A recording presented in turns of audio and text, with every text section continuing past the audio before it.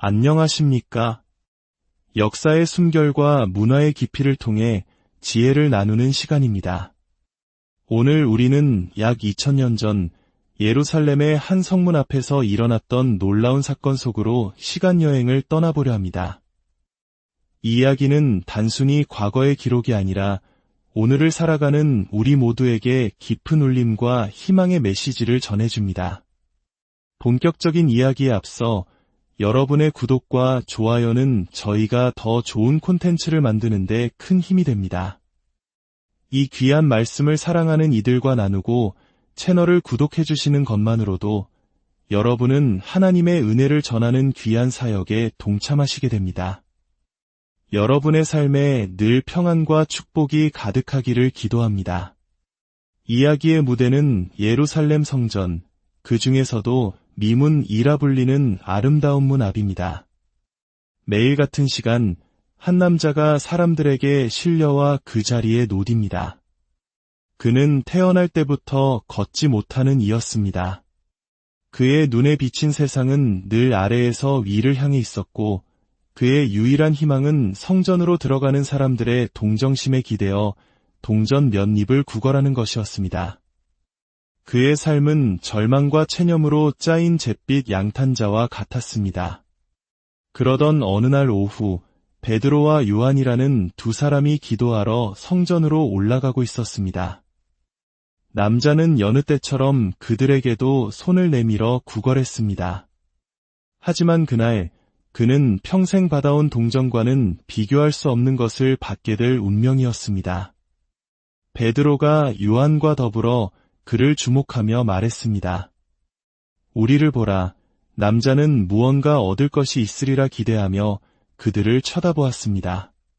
그때 베드로의 입에서 그 유명한 선포가 터져나왔습니다. 은과 금은 내게 없거니와 내게 있는 이것을 내게 주노니 나사렛 예수 그리스도의 이름으로 일어나 걸으라. 그리고 베드로는 그의 오른손을 잡아 일으켰습니다. 그 순간 놀라운 일이 일어났습니다. 남자의 발과 발목에 즉시 힘이 생겼습니다. 그는 벌떡 일어나 굳건히 서더니 걷기 시작했습니다. 아니, 걷는 것을 넘어 껑충껑충 뛰기까지 했습니다. 그는 평생문 밖에서 바라만 보던 성전 안으로 그들과 함께 들어가 걷기도 하고 뛰기도 하며 하나님을 찬양했습니다. 사도행전 3장 6절에서 8절에 기록된 이 기적적인 사건은 초기 기독교 교회가 세상에 어떤 메시지를 전하고자 했는지를 가장 선명하게 보여주는 그림과도 같습니다. 오늘 우리는 이 이야기를 통해 기독교 복음의 핵심이 무엇인지 세 가지 측면에서 깊이 들여다보고자 합니다. 첫째, 이 이야기는 하나님을 떠난 인간의 실존적 상태를 보여줍니다. 성문 앞에 앉아있던 남자는 단순히 육체적으로 걷지 못하는 사람이 아니었습니다. 그의 모습은 바로 우리 인류 전체의 영적인 자화상입니다.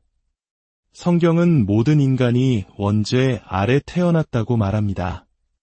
마치 이 남자가 태어날 때부터 자신의 의지와 상관없이 걷지 못하는 운명을 지녔던 것처럼 우리 역시 태어날 때부터 하나님과 단절된 영적 장애를 안고 살아갑니다. 우리는 하나님을 알고 그분과 교제하며 그분께 영광을 돌리도록 창조되었습니다. 하지만 죄로 인해 우리는 그 기능을 상실했습니다. 이 남자가 튼튼한 다리를 가지고 있었음에도 사용할 수 없었던 것처럼 우리에게는 선을 행하고 하나님을 사랑할 능력이 있는 듯 보이지만 결정적인 순간에 죄의 무게에 짓눌려 넘어지고 맙니다. 더욱 비극적인 것은 이 남자가 자신의 근본적인 문제, 즉 걷지 못함을 해결하려 하기보다 당장의 생계를 위한 동전 몇 입에만 집중했다는 사실입니다. 그는 자신의 마비된 다리를 고쳐달라고 간구하지 않았습니다. 그저 하루하루를 연명할 자선을 구했을 뿐입니다. 이는 오늘날 세상의 모습과 너무나도 흡사합니다.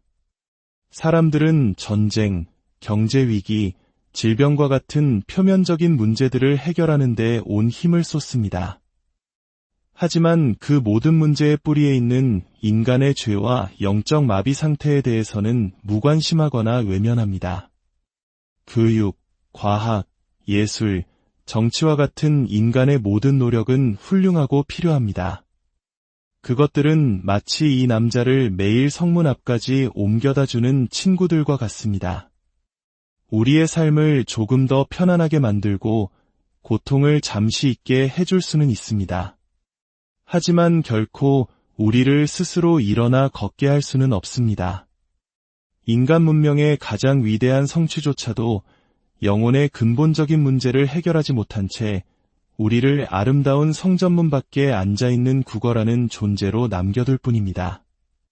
둘째, 복음은 인간의 기대를 뛰어넘는 하나님의 선물입니다. 남자는 동전을 기대했지만 베드로는 돈을 주지 않았습니다. 대신 그는 은과 금은 내게 없다고 선언합니다. 이것은 매우 중요한 메시지를 담고 있습니다. 교회의 진정한 사명은 세상이 추구하는 부와 명예, 정치적 해법을 제공하는 것이 아니라는 뜻입니다. 만약 교회가 사람들에게 단지 물질적 위로나 심리적 안정만을 제공한다면 그것은 남자의 근본 문제를 외면한 채 동전 몇 입을 던져주는 행위와 다를 바 없습니다. 베드로는 세상이 줄 수 없는 것을 주었습니다. 바로 나사렛 예수 그리스도의 이름입니다. 이것이 복음의 핵심입니다. 복음은 우리에게 더 나은 삶을 위한 조언이나 철학을 주는 것이 아닙니다. 복음은 우리를 완전히 새로운 존재로 변화시키는 하나님의 능력 그 자체입니다. 이 능력은 무엇을 의미할까요? 그것은 첫째로 죄의 용서와 하나님과의 화해입니다.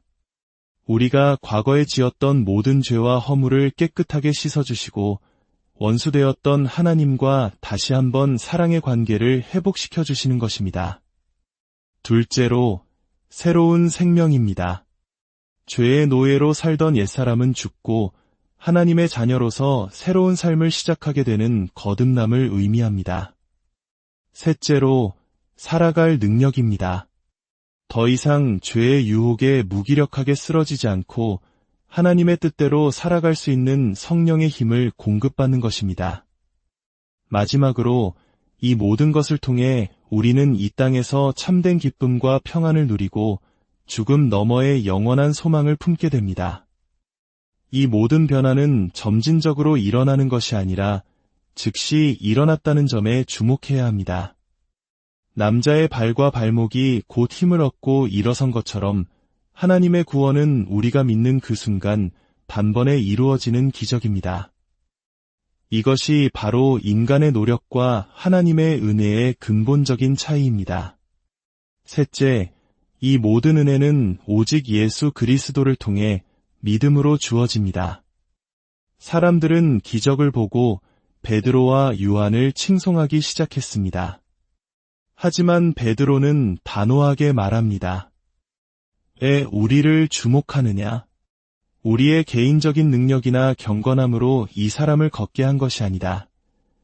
그는 모든 영광을 하나님과 그분이 보내신 예수 그리스도께 돌렸습니다.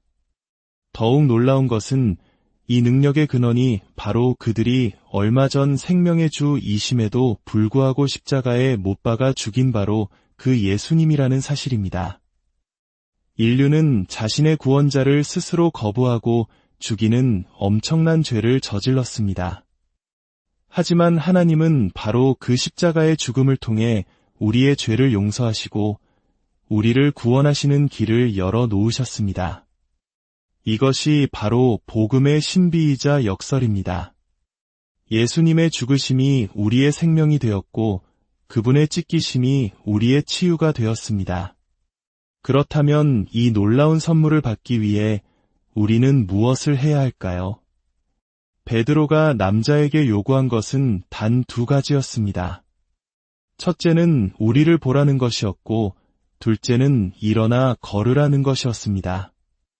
우리를 보라는 것은 이제껏 세상을 향해 있던 시선을 돌려 복음의 메시지에 온전히 집중하라는 요청입니다.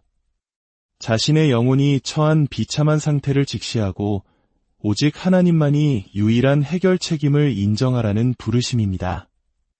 일어나 걸으라는 것은 단순하고 전적인 믿음의 순종을 의미합니다. 남자는 자신의 굳어버린 근육이나 수십 년간 걸어본 적 없는 경험을 내세우며 논쟁하지 않았습니다. 그는 그저 선포된 말씀을 믿고 내밀어진 손을 잡고 일어서려 했습니다. 그 순종의 순간 하나님의 능력이 임했습니다. 사랑하는 여러분, 오늘 이 이야기는 2000년 전 한 남자의 이야기로 끝나지 않습니다. 지금 이 순간 하나님께서는 영적으로 주저앉아 있는 바로 당신에게 말씀하고 계십니다. 은과 금 같은 세상의 것들로 너의 공허함을 채우려 하지 말아라. 내가 너에게 영원한 생명과 참된 자유를 주겠다. 나사렛 예수 그리스도의 이름으로 너의 절망과 죄의 자리에서 일어나 걸으라. 당신이 살아온 과거가 어떠하든 지금 얼마나 큰 실패와 좌절 속에 있든 상관없습니다. 예수 그리스도의 이름을 믿고 그분께 당신의 삶을 맡길 때 당신의 인생에도 걷고 뛰며 하나님을 찬양하는 기적적인 변화가 시작될 것입니다. 하나님의 놀라운 은혜와 평강이 여러분의 삶 가운데 늘 함께 하시기를 주님의 이름으로 간절히 축원합니다.